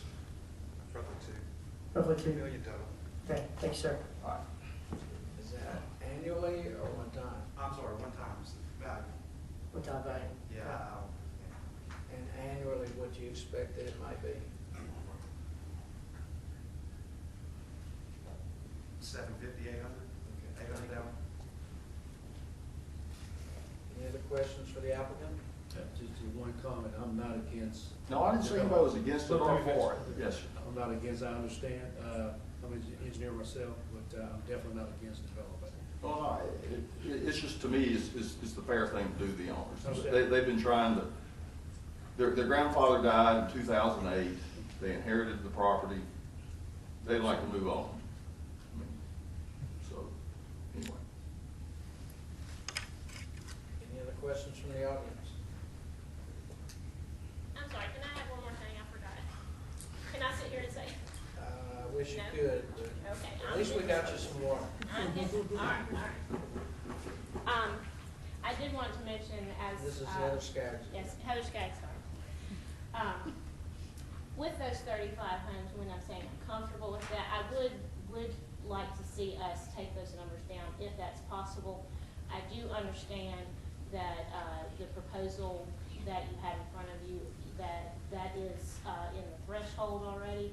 But if the developer would agree to take those numbers down to 28 to 30, I think that not only would it be good for the property, it probably been right. That's it. Mr. Engineer, based on the price of dirt is what the price of dirt is that feasible to look at any type of a slight reduction in the number of storefronts? It's just a question. Yes, I understand. But with the price they're having to pay, Mr. Parrish is having to pay for the property, we really need pretty much every lot. We really can't scale it back, because we really can't. The other option would be build even bigger houses and more expensive houses, but the market wouldn't bear that. And so you really don't want to build beyond what price point that it should be based on the market values. All right, thank you, sir. Anyone else? Oh, I think I see somebody. Name and address, please. Patricia Clark, 2120 Tyler Road. I own a part of the property being sold. I just kind of wanted to put a face on the owners of half of the property that we're trying to sell. My husband Roger and I have 3 children that we have 2 still in the Hoover school system, a 20-year-old at UAB. I'm a pediatric nurse at Children's Hospital. We built houses, and this property's been for sale for a long time. Never once has anyone approached us to buy it for a park. Never once has anyone approached us to put a hotel on it or any type of office buildings. We would like to get this property sold, and while 20 houses would probably look better than 35, who's going to take the cost for not having 35? I just think that we would like to finally move forward and everybody, I would like to see a park there. Park is great. Nobody's offered a park. We need a contract, we need to sell this property. We would like to please move forward with getting this done. Thank you. Yes, sir. Hello, my name is Barrett Bennett. Mr. Middlebrooks, it's good to see you. I hope your break is going well. Excellent singer up here, by the way. Thank you. Sings for our choir school. Yes, I'm the son of Don Bennett, who proposed the idea of the hotel. So I live under his address at 1125 Shades Crest Road. And I grew up my entire life at 527 Park Avenue in the heart of Bluff Park. And it is a wonderful community, and it is wonderful. And I look around our surrounding areas and I see Birmingham, and it's going through a new renaissance and a rebirth, and it's starting to grow again. And I fear that a lot of the areas around here become stagnant, yet we look at Birmingham as kind of a ray of light to see how it grows. Hoover has grown, and it's been a beautiful process, especially growing up here. I couldn't hope to live in a better community. And everything is going through this process of rebirth, and I think Bluff Park is in dire need of a new boost. And I think this hotel, this area, this venue for weddings, for parties, maybe even a venue for concerts, would actually bring together the community of Bluff Park and the community of Shades Mountain as a hub, a center of a wheel. I know that is an idea that has really kind of promoted this. And I truly believe that this could be a stepping stone to have Bluff Park's own renaissance, for a Hoover renaissance, to have a rebirth of wonderful community. And in this age of everybody going so fast, needing to max out everything all the time, a lot of respect is lost for history, I believe. And I think that it would be nice to kind of hit the brakes and to slow down and to build community again. And I think 35 homes that are just, cookie-cut homes that people buy, I believe that's a poor move for the community as a whole. I believe it doesn't bring it together. In fact, I'm rather against it personally. And it's a rush forward, and I know that these homeowners are trying to sell this property, I really do. And I had no clue about this whole development until recently, but I think it is such a great idea, I truly do. And I think in this era where everything is going so fast, it would just be so great to slow down and really make something that can build and grow a community and really offer this wonderful place of fellowship and community. That's my 2 cents on the matter. I know I'm a 17-year-old and don't really have a say in any of this, but thank you for listening to me. Thank you. Unless anybody has any new and pertinent information, we're going to let Ms. Colwell be the last speaker. Now, is it still Ms. Colwell or is Mrs. Bennett? It's still Ms. Colwell. Lynn Colwell, 1132 Shades Crest Road. I have been on the market since 2004, single on the market. Would have liked to have been picked up. Taken advantage, have the value put to me. I think you have a new realtor here. Yeah. I'm still on the market. I was made an offer 3 years ago, and it still hasn't happened. But it's the best offer, and I waited for it to be the best offer. I feel your pain. Things don't always come to us right when we think we want it. And we sometimes have to wait for the best thing to present. Last minute offers happen all the time. This is not weird. This is not new. And sometimes the best offer, I won't even go into politics, but sometimes the people that you don't expect, the offers you don't expect may turn out to be the one that is the better offer in the long run. I can't say, but I do know that it's best to consider what the options are and what is best for everybody. And the only thing I would say as far as the shop owner, on Tyler. If the community at large has not gotten you what you need so far as revenue, 35 more houses is not going to do it either. But a development up there with continual new people coming in to shop and spend money in the neighborhood, in our restaurants and in our shops and in the community at large, when they come to visit our area, tell me that's not better than 35 people sitting in there and then going off to Mountain Brook to shop or going off in the other areas to shop. These people who come to visit our little neighborhood are going to spend the money in our little neighborhood. My 2 cents. Thank you, ma'am. Any questions? Can I ask a question to the council? I think I've already stated that she was gonna be the last. Now, this is something new and different. It's totally Very different. quick. It could You're gonna have to trot back down.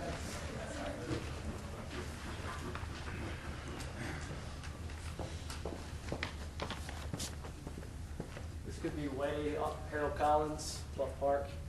It could be way off base, but if I don't say it now, I'll never get to say it. I feel for you guys wanting to sell your property. I deal with people who are in dire need to sell often. Hoover, very lucrative, I feel like, handle assets well.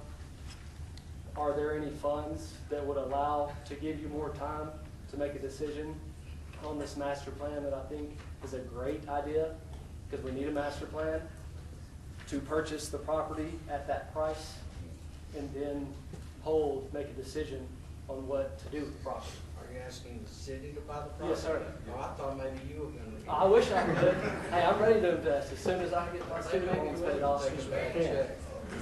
Yeah, I mean, it's Hoover investing in Hoover to give us a better opportunity and a better plan. We are currently without a budget, so I can't speak whether the funds are readily available at this point. I don't even know if it's possible, but if I didn't ask, then I wouldn't know that. I think if it was possible, I probably would have heard from the mayor's staff by now, if not herself. We also have a lot of other pressing financial issues. One, probably the largest and forefront is school funding. And I think that's probably going to take a large part of our attention over the next number of months. Yes, sir. But thanks for the idea. Yes, sir. Absolutely. Good. Thank you, sir. Thank you. All right. I can say what I want to say from here. Well, but you've already said you're happy with it, so I think we know what your We HOA have these comments here that I would like to address. Well, we've been going at this for 45 minutes, and I think we've probably heard all the original information that we're going to hear. We're also dealing with the welfare and the quality of life of 32 units that are right across the road from this development. Yes, sir, and typically, historically, it's been, and I have allowed this to break, and for that, I apologize. It's one time per person. Well, these are grandiose ideas, but they don't come through the school of hard knocks and know what reality is. I understand, sir.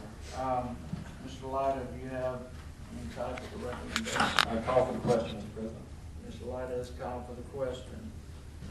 With that, all conversation stops and a vote is required calling for the question. This is going to be a roll call vote. Madam Clerk.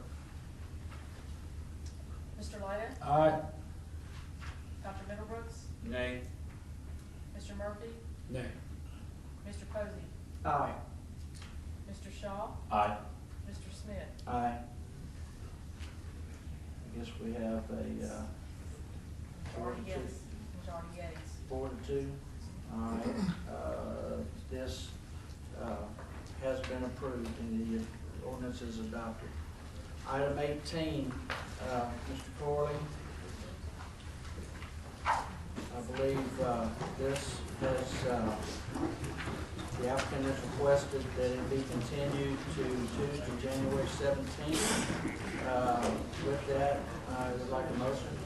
Mr. President, I move this ordinance 16-2314 be continued to the January 17th regular meeting. Second. Second. All right, a motion is second. All in favor say aye. Aye. Those opposed, nay. The ayes have it. Item 19, public hearing to consider the request of Warren Bailey representing Blue Rain Express Car Wash for conditional use approval for an express car wash and detailing service to be located southwest corner of Highway 119 and Tattersall Drive. This property is owned by EBSCO Industries and is zoned C2 Community Business District. Mr. Corley, do you have anything you'd like to add? All right, do we have a motion? Mr. President, I move for approval of the conditional use. We have a motion and a second. All right, any questions or comments from the council? Any from the audience? Yes, ma'am. Ms. Mary Sue Ludwig. Lovingly referred to as Mama Sue. When you Make get that sure that budget, goes in the minutes. when you get that budget, could you put some money in it to pay your heating bill so we can have some heat in this building? So I think we're trying to move things along.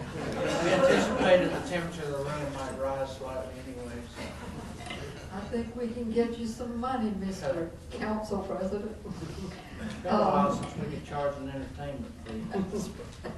My name is Mary Sue Ludwig, and I live at 3500 Shanwick Place in the Greystone community. I serve on the board of directors for the Greystone Residential Association, and I handle governmental affairs. So I am speaking on behalf of that group. When Mr. Warren Bailey first brought his plan to Hoover to build a car wash at Tattersall Park, the Greystone Residential Association was quite concerned about such a business being built at our community's back door. I think I've got a cold already. Several years back, EBSCO, owner of this property, had put together a master plan for the property that pretty much fit in with the surrounding developments. It seems that's been abandoned and the lots are for sale piecemeal. This is of grave concern to the Greystone community as a whole. While the zoning for this parcel allows a multitude of businesses that may be acceptable, not all of them fit in with the surrounding area. Our concerns were brought to the Planning and Zoning Committee, who dealt with the problem accordingly, resulting in the tie decision. Thus our reason for being here tonight. Since that time, in all fairness to Mr. Bailey, the Greystone Residential Association Board invited him and his team to come before the board and present his case. Mr. Bailey graciously accepted. His presentation was tasteful and well thought out. He satisfactorily addressed our concerns regarding the environment, landscaping, and color choices of the structure. In the end, he agreed to change the color scheme of his building to more fit in with the surroundings. The board feels that this is a company that is sincere and wanting to be a good neighbor and will work with us should problems arise. Therefore, we give our support to this endeavor. Thank you, ma'am. Anyone else would like to speak during the public hearing portion? Yes, sir.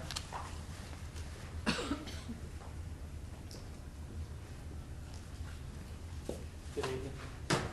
My name is Jason Bailey, and I'm an attorney with Maynard, Cooper & Gill, and I represent Dan Track, who is one of the commercial developers in the 280-119. Can I hear you, Mr. You can, I'm sorry.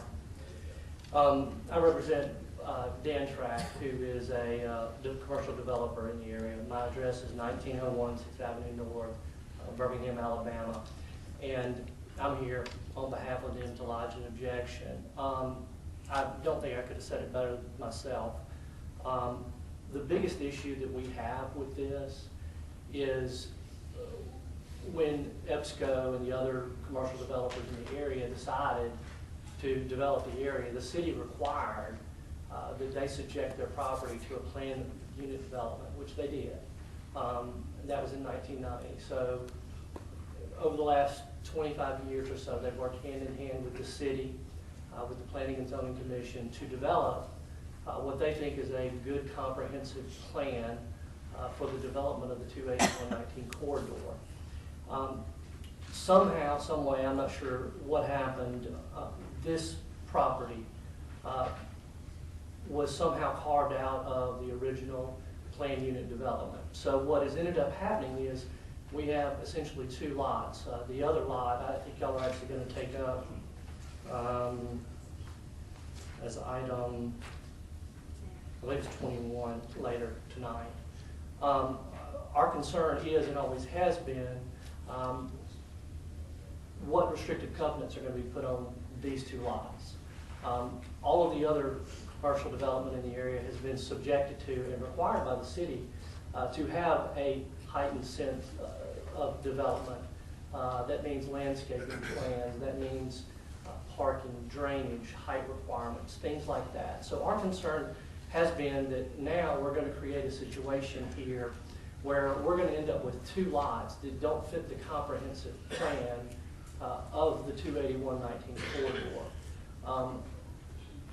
Like I said, my client nearly 25 years ago graciously subjected its property, which the total acreage in that development was a little over 2,000 acres, I believe. They graciously subjected their property to this development plan for these heightened requirements. And we just simply have concerns about this little bitty island in the middle of this development, which somehow slipped through the cracks and did not fall under this planned unit development and what the plans would be. So if the city is going to approve, then we just ask that there also be some sort of planned unit development type restrictions or declarations of restrictive covenants on this property so that in the grand scheme of things, a year, 5 year, 10 years down the road, there is some cohesiveness out there. I think that's one of the things y'all indicated that you wanted to do with the hiring of the city planner and things like that. So we just ask that that kind of fall in line with the general idea of the approval tonight. While you're standing there, Mr. House, we spoke Thursday night about the 280 overlay, I believe it was called. Yes. It goes from Homewood all the way to the mountain, I guess. Yes. Has this parcel been carved out, or is it subject to the 280 overlay? It's subject to the Highway 280 overlay district. None of the planned communities on Highway 280 are subject to the overlay district.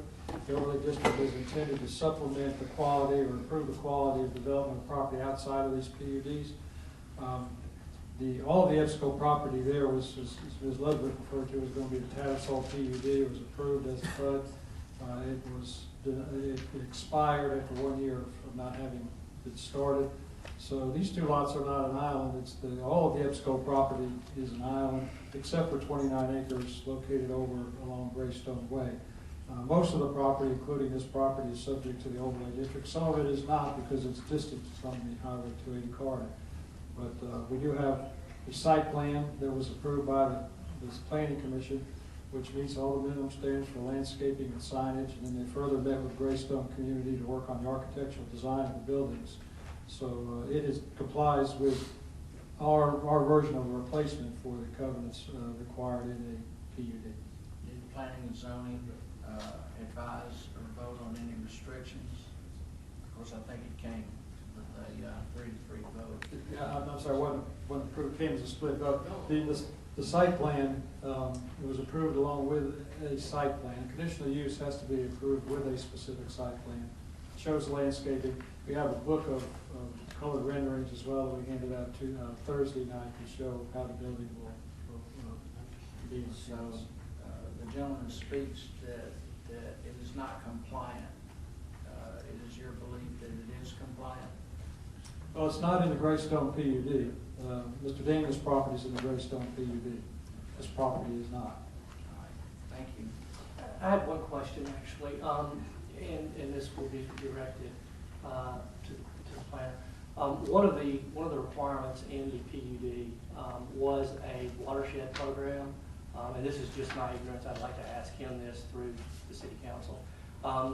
And that was, it came up in the Planning and Zoning Commission meeting, and I understand that Mr. Bailey has a very eco-friendly car wash. I haven't spoken directly with him about that, that's just my general understanding of it. But as part of this PUD, it required a watershed plan or a watershed program for water runoff, not just because it's a car wash, but because of city lots. I just wondered if there is part of the overlay district, is there such a requirement? Now, is this the Tattersall PUD or the two? This is a Tattersall PUD. I think this is two parts. Which expired and never came to fruition because they never built. Right. My question is there a watershed type program as part of the overlay district? Mr. House. There's not a watershed program as part of the overlay district, but the EBSCO property has been subjected to a watershed design, and city engineering is required that before any buildings be built on this property or the adjacent property that you'll hear next month, that EBSCO revise that drainage plan. There's two detention ponds, one at the foot of the mountain behind, like the fish market in that area. There's another detention pond over by Greystone Way. And Rod wanted to make, the city engineer wanted to make sure that those ponds are still intact, still have the capacity. And the drainage area runs behind Mr. Daniels' property down to the first detention pond will be piped as a part of this project. Is that correct? So we have required drainage improvements, and to make sure that the overall drainage plan for the EBSCO property and the Daniel property is updated, make sure it's still intact, and will be that way before they begin construction. So thus this parcel is compliant. Oh, yes, sir. We would not bring you something that wasn't compliant. Thank you, sir. Any questions for this particular speaker from the council? All right, thank you, sir. Any other questions from the audience? All right, I guess this will end the public hearing portion. Mr. Shaw, is this yours or Mr. Lyman? We have a motion and a second on the table, Mr. President. All right, we have a motion and a second. All in favor say aye. Aye. Those opposed nay. The ayes have it. Item number 20 is, well, Mr. Floyd, I'll let you. This is a public hearing to consider the request of Keith S. Nelson for conditional use approval of Anthony's Car Wash to be located at 2420 John Hawkins Parkway in the ATI Industrial Park subdivision. The property is owned by CMNLL Inc. and is zoned C2 Community Business District. All right. Anyone care to speak on this issue? Need a motion, Mr. President. Well, I think we have a public hearing that we have to conduct first. Does anyone care to speak during the public hearing portion? Want to speak or? There we go. Thank you. I'm Todd Thompson. I'm with Gonzalez Springs, 2176 Parkway Lake, Hoover, Alabama. We'd be happy to answer any questions if you've got it. Property is zoned. It's a conditional use for the car wash. I don't think we have any opposition against it. Okay. Here's some logistical things for me. I haven't driven by the area, sit for a while. Help me feel comfortable with the egress of traffic coming out 150. I think some of that probably have to look into is a yield sign that is more so towards the intersection versus up the road, which will, in my opinion, needs to give folks a little bit more lead time and make an egress in, let them be aware of it. You familiar with that at all? Familiar with the discussion, Rod, I think addressed that Thursday.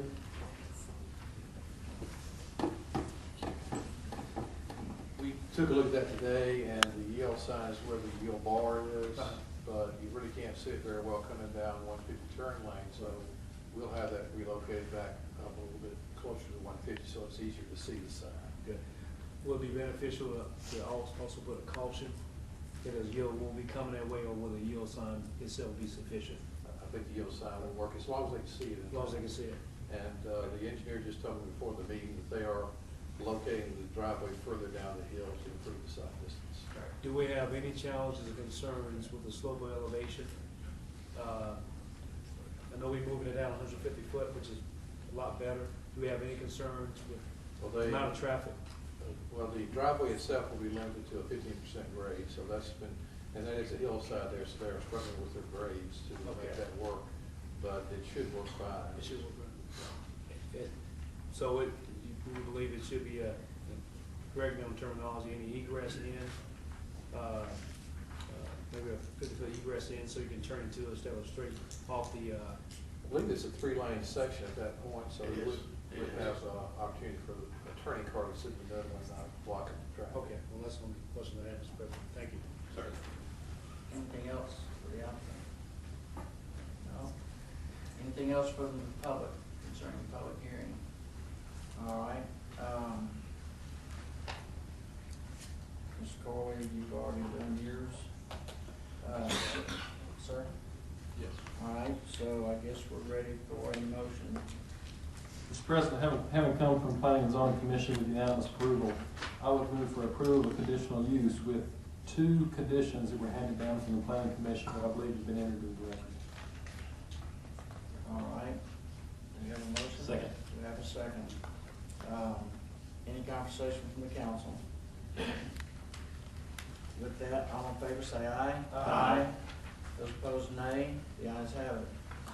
Next, we're going to set a public hearing for Monday, December 19th at 6 p.m. to consider the following request, which comes forward with a positive recommendation from the November 14th Planning and Zoning Commission meeting. We have CTBTS, LLC is requesting conditional use approval to allow the development of a family entertainment center known as Circus Tricks to be located at 6009 Tattersall Drive in Tattersall Park. The property is owned by EBSCO Industries and is zoned C2 Community Business District. With that, we have a recommendation for the payment of the bills.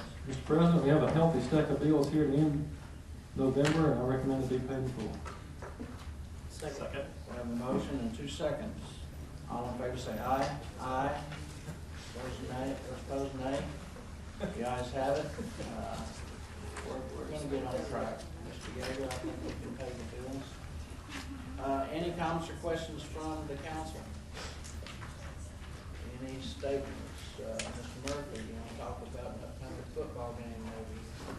Yes, okay, yes, put it on the spot.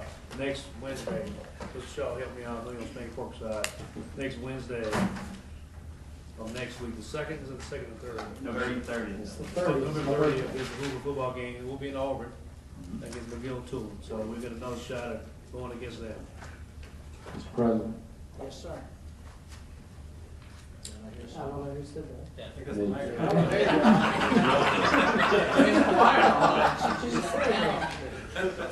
Just want to we need to remind everyone that we're still under a stage 4 drought. Birmingham Water Works rules are in place and can be, you can find them on their website and also the city's website. Now, Stage 4 drought. properties that are served by Bessemer Water, Shelby County Water, or Pelham Water,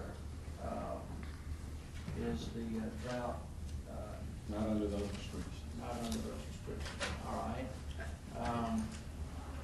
Any other statements from the council? I know, yes, sir, come on down. I thought Mr. Singer was going to get ahead of you. Where'd Mr. Singer go? We warned out the game. Oh, my God.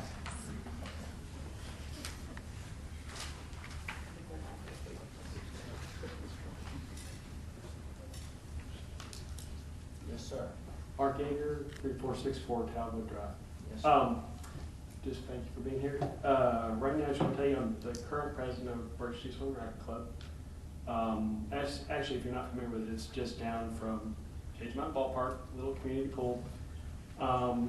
Birch Tree actually stands as the only city-owned outdoor pool. Like Homewood, Vestavia, and actually Birmingham has an outdoor public pool. It provides a summer service to residents in Hoover. and it's particular to that community, especially people who do not have a pool as a part of their community. We provide lifeguards, swim lessons, and hopefully this coming season, a swim team. For those of you who don't know, a little history, Birch Street began as a privately owned community pool in 1978. The city of Hoover purchased it in '94, and it became a park and rec with the other 30+ park and rec areas. And back in July 5th, you guys talked about it was the Park and Recreations Month for July, so I thought it was really important that that's a big part of Hoover. I've got 8 children, so we love parks, and being present, we go to this pool a lot. So it's a great venue. It's a great thing for the community. The realtor that was here earlier, we've actually had realtors call and say, "How much is your fees?" Because it actually helps that neighborhood with that pool. To help sell the point. The city has helped maintain this pool, especially for things that are beyond the scope of the people who run the pool, which is us, particularly me, and they've helped a lot. But right now the pool needs a lot of renovations. It looks as it did in 1978. The lining of the pool is the same lining of the pool except for probably 30 coats of paint on the bottom. So it's an older pool. Just a quick note, I think there's some interesting things about Birch Street. Other people who know about it, and I think in the last election it was mentioned about undelivered promises, and Birch Street was specifically named. So people are aware of the age of that pool. If you come to Birch Street and you look at it, it's not much to see, especially from the front. There's this old deck kind of hanging out the front that looks rather scary. I'm afraid that's going to fall on people. I understand in previous years money has been budgeted for Birch Street, and I would like to ask the City Council and Mayor Picotto if you would please consider renovating Birch Street Pool. I know my family would appreciate it, I know the community would appreciate it, and all the people who actually attend this pool. But no, thank you. Thank you, sir. Is Mr. Moss still here? Mayor, perhaps when we get closer to budget conversations, we can give this a good look. Thank you. Thank you. Mr. Sanger, we thought we'd lost you. Well, I was going to keep quiet, but I was expecting to hear the assignments that the various council people have as liaison to the various boards. It's a rather extensive list, and it will be placed on the city website in the next day or two. Okay, thank you. Yes, sir. If you have anything in particular, maybe we could get together after the meeting. Anything else? Anything from the library tonight? Anything coming up? Thanksgiving, so we actually do have a holiday. All right. Mr. Smith, may I make a Go ahead comment? and mark your calendars for December 11th from 3 to 5 for Linda Andrews' retirement. Yes. That's the biggest thing on our agenda. We all need to be there. Mr. Fulton.